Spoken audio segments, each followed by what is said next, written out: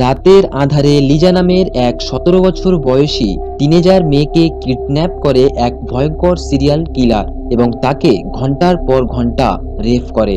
সে এর আগে 16টি মেয়েকে রেপ করে মেরে ফেলেছে।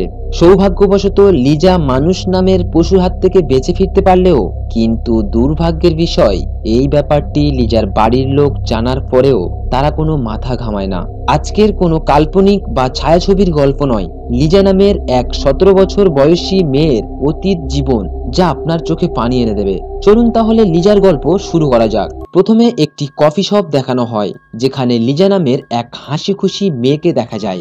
লিজাকে বাইরে থেকে হাসি খুশি দেখা গেলেও কিন্তু তার জগৎটা আর 5টি মেয়ের মতো ছিল না। সে যখন কাজ শেষ করে বাড়িতে ফিরছিল, সে যেতে যেতে তার সঙ্গে ঘটে যাওয়া ঘটনাগুলো ভাবতে থাকে। দেখা যায় এক রাতে একটি লোক লিজার ঘরে আসে এবং তাকে নৃশংসভাবে রেপ করে। কিন্তু কেন বা এই লোকটি কে সেটা একটু পরে বুঝতে পারবেন। দেখা যায় লিজা বাড়িতে আসার পর আমরা বুঝতে পারি লিজা তার নিজের বাড়ি নয় বরং তার গ্র্যান্ডমার বাড়িতে থাকে।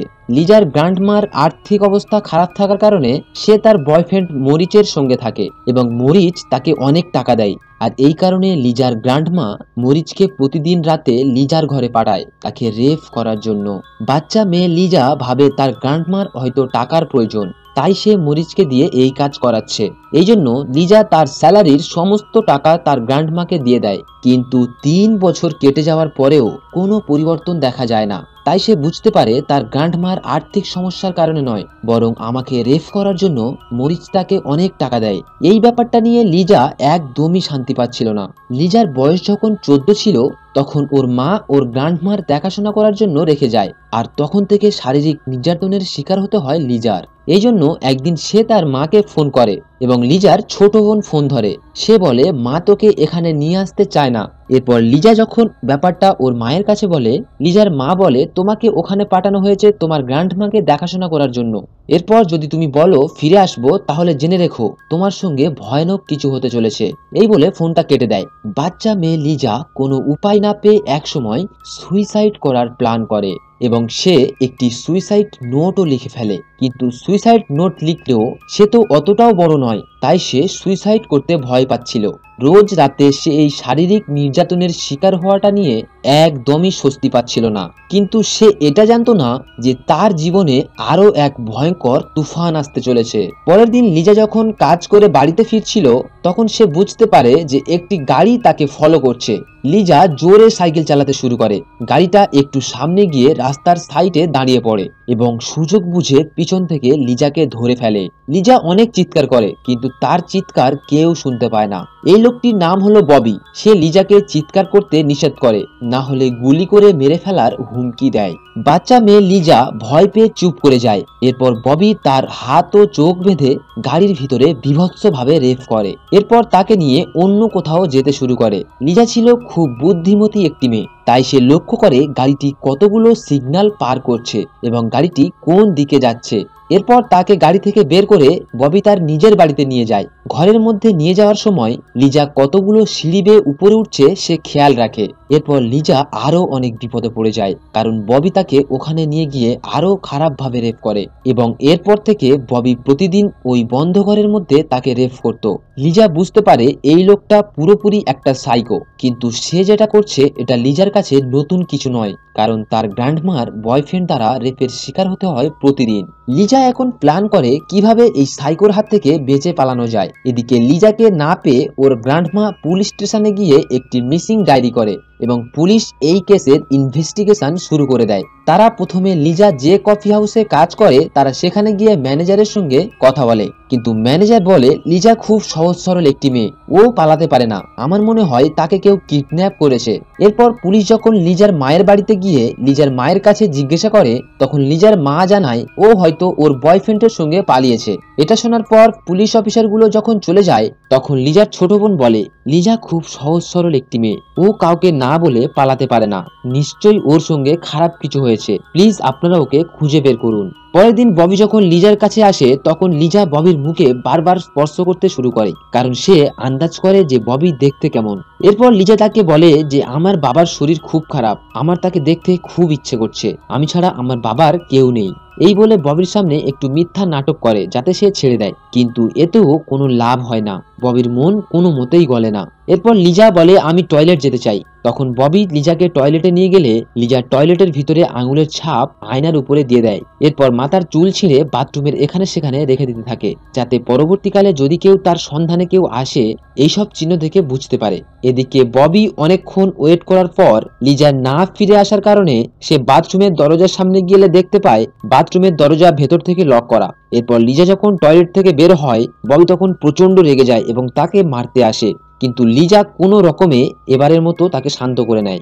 এরপর ববি যখন ঘুমিয়ে পড়ে তখন লিজার রুমের মধ্যে ববির মোবাইল খুঁজতে শুরু করে এবং সে একটি মোবাইলও খুঁজে পেয়ে যায়। সে যখন মোবাইলটি নিয়ে ফোন করতে যায় তখন তার মনে পড়ে যায় তার মা তাকে বলেছিল যে তোমার সঙ্গে যা হচ্ছে সব তোমার ভালোর জন্য হচ্ছে, তুমি যদি এর চেয়ে বেশি বাড়াবাড়ি করো তাহলে মনে রেখো তোমার সঙ্গে খারাপ কিছু হতে চলেছে। এটা ভাবার পর সে ফোন করে না, ফোনটা রেখে দিতে যাবে আর ঠিক তখনই ববি এসে তাকে ধরে ফেলে এবং সে বলে তুমি নিজেকে খুব চালাকি মনে করো তাই না, এই বলে তাকে গুলি করতে যায়। কিন্তু লিজা বলে আমার বাবার শরীর প্রচন্ড খারাপ, আমি শুধু তাকে বলতে চেয়েছিলাম যে আমি ঠিক আছি, কিন্তু আমি ফোনটা করিনি। আর এই কথাগুলো ববি বিশ্বাস করে নেয় এবং এবারের মতো তাকে ছেড়ে দেয়। এরপর ববি তাকে ঘন্টার পর ঘন্টা রেপ করতে থাকে, কিন্তু লিজা নিজে থেকেই কিছুই বলতে পারছিল না। সে শুধু ভাবতে থাকে যে এখান থেকে কিভাবে বাইরে বের হওয়া যায়, কারণ তার কাছে এখন ইজ্জতের থেকে প্রাণের দামটা অনেকটাই বেশি। তাই সে ববির সঙ্গে আবারও কথা বলার চেষ্টা করে। সে বলে তুমি আসলে মনের দিক থেকে খুব ভালো, তুমি যদি আমাকে ছেড়ে দাও তাহলে আমি বাইরে গিয়ে কাউকে কিছুই বলবো না, আমি তোমার গার্লফ্রেন্ড হয়ে সারা জীবন থাকতে চাই। আর এইসব কথা শুনে ববি একটু ইমোশনাল হয়ে পড়ে এবং একটা পর্যায়ে এসে সে ঠিক করে যে সে লিজাকে ছেড়ে দেবে। অন্যদিকে দেখা যায় ফ্লোরিডা শহরের কিছু পুলিশ একটি ক্রিমিনালকে খুঁজে বেড়াচ্ছে যে কিনা গত 6 মাসে 16টি মেয়েকে রেপ করে মেরে ফেলেছে। এই খবরটা ববি দেখার পর মনে মনে ভাবে যদি লিজার খোঁজে পুলিশ অফিসারগুলো এখানে চলে আসে তাহলে সে ফেঁসে যাবে। এই ভেবে সে ঠিক করে লিজাকে যদি ছেড়ে দেওয়া যায়, লিজাও ববির চেহারা দেখেনি তাই সে পরে দেখলেও তাকে চিনতে পারবে না। এইসব ভেবে তাকে গাড়িতে তুলে নিয়ে একটা নির্জন জায়গায় নিয়ে যায়। যাবার সময় ববি একটা গ্যাস স্টেশন থেকে গ্যাস ভরে আর লিজা তার চোখ খুলে ওখান থেকে পালিয়ে যায়। এদিকে ববি মনে মনে ভাবতে থাকে যদি লিজা পুলিশ স্টেশনে গিয়ে সবকিছু বলে দেয় তাহলে সে ফেঁসে যাবে। এই ভেবে গাড়ি ঘুরিয়ে যে জায়গায় ছেড়ে দিয়েছিল সেখানে সে খুঁজতে আসে, কিন্তু লিজাকে খুঁজে পায় না। এদিকে লিজা ছুটতে ছুটতে তার গ্র্যান্ডমার বাড়িতে চলে আসে এবং সে বলে তাকে কিডন্যাপ করে রেপ করা হয়েছে, কিন্তু দুর্ভাগ্যের বিষয় লিজার গ্র্যান্ডমা তার এইসব কথা মোটেও বিশ্বাস করে না। সে পুলিশ স্টেশনে ফোন করে বলে লিজা বাড়িতে ফিরে এসেছে, কিন্তু সে বলে তাকে কিডন্যাপ করে নাকি রেপ করা হয়েছে। এসব কথা শুনে পুলিশ অফিসারগুলো পরের দিন সকালে লিজার বাড়িতে আসে এবং তাকে পুলিশ স্টেশনে নিয়ে গিয়ে প্রথমে একটা পুলিশ তাকে জিজ্ঞাসা করে, কিন্তু লিজা বলে তাকে নিয়ে গিয়ে রেপ করা হয়েছে। পুলিশ অফিসারটা বলে যদি তোমাকে নিয়ে গিয়ে রেপ করা হয় তাহলে তোমার তো শরীরে আঘাত থাকবে, কিন্তু তোমার শরীরে আঘাতের চিহ্ন কোথায়? এরপর সেখানে দুটি মহিলা পুলিশ অফিসার চলে আসে। তারা বলে তোমার যদি রেপ করা হয় তাহলে তোমার তো হাত পায়ে চিহ্ন থাকবে, তোমার শরীরে তো কোনো চিহ্নই নেই, আর তোমার হাত পাও তো খোলা ছিল, তুমি চাইলে তোমার হাত পা দিয়ে কিছু করতে পারতে। কিন্তু লিজা বলে ওই লোকটি অনেকটাই ভয়ঙ্কর, তার কাছে আমাকে মারার জন্য অনেক অস্ত্র ছিল, সে আমাকে বারবার ভয় দেখাচ্ছিল, আমি তাকে কিছু বলতে পারিনি। মহিলা পুলিশ অফিসার দুটি বলে এই মেয়েটি হয়তো অনেক বেশি টিভি দেখে তাই সে বানিয়ে বানিয়ে কথা বলছে। তারা সবকিছু শোনার পরেও লিজার কথা বিশ্বাস করে না। ওই সময়ে পুলিশ স্টেশনে একটি গোয়েন্দা টিম উপস্থিত ছিল যারা কিনা ওই ক্রিমিনালকে ধরার জন্য কাজ করছিল। একটু পর ওই গোয়েন্দা টিমের ক্যাপ্টেন হ্যারি আসে লিজার সঙ্গে কথা বলার জন্য। সে দেখে লিজা মন খারাপ করে বসে রয়েছে। সে তখন তার পকেট থেকে একটি ফটো বের করে লিজার সামনে দেয় এবং বলে তুমি আমার মেয়ের মতো, আমাকে সবকিছু খুলে বলো, আমি তোমার কথা বিশ্বাস করব। তখন লিজা বলে আমাকে কিডন্যাপ করে একটি ঘরের মধ্যে নিয়ে যাওয়া হয়, সেই ঘরের ফার্স্ট ফ্লোরে আমাকে রেখেছিল, ওই ঘরের 22টি সিঁড়ি রয়েছে, সেখানে গ্রিন কার্পেট বিছানো রয়েছে, আমি ওই ঘরের বাথরুমে আমার ফিঙ্গারপ্রিন্ট রেখে এসেছি, আমার মাথার চুল ছিঁড়ে ওই বাথরুমের মধ্যে ফেলে দিয়েছি।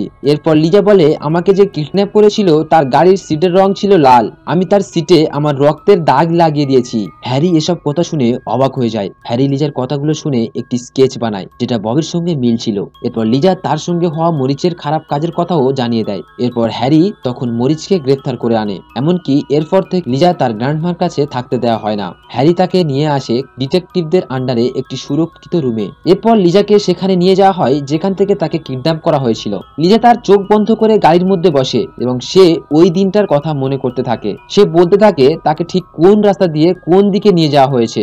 এরপর একটা সময় এসে লিজা সেই জায়গায় পৌঁছায় যেখান থেকে তাকে ছেড়ে দেওয়া হয়েছিল।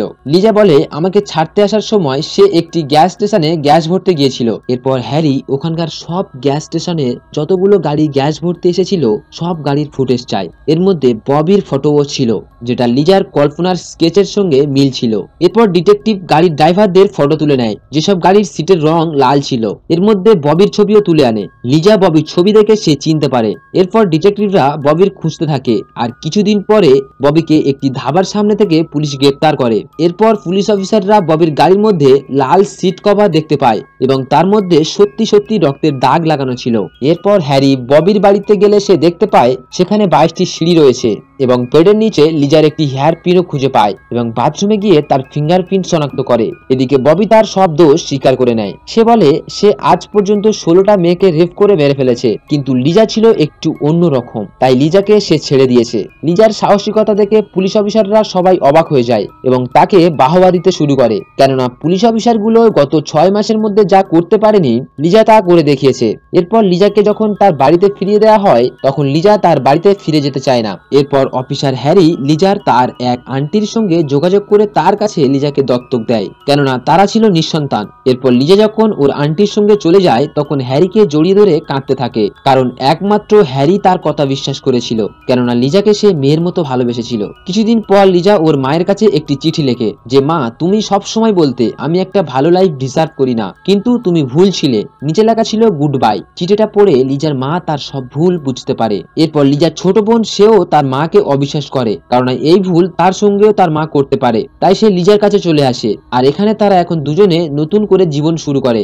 বেশ কয়েক বছর পর দেখা যায় লিজা এখন পুলিশ অফিসার হয়ে অন্য মেয়েদের জীবন বাঁচানোর জন্য কাজ করছে। আর ববি নামে যে নরপশু লিজাকে অমানবিক নির্যাতন করে রেপ করেছিল তাকে জেলবন্দি থেকে মুক্তি দিয়ে মৃত্যুদণ্ড দেওয়া হয়। আর লিজা এখন একটি দায়িত্ববান পুলিশ হয়ে অন্য মেয়েদের জীবন বাঁচাতে ব্যস্ত। তো হ্যালো গাইস, লিজার অতীত জীবন আপনার কেমন লেগেছে কমেন্টে জানাবেন। দেখা হচ্ছে পরের ভিডিওতে, ততক্ষণ ভালো থাকবেন।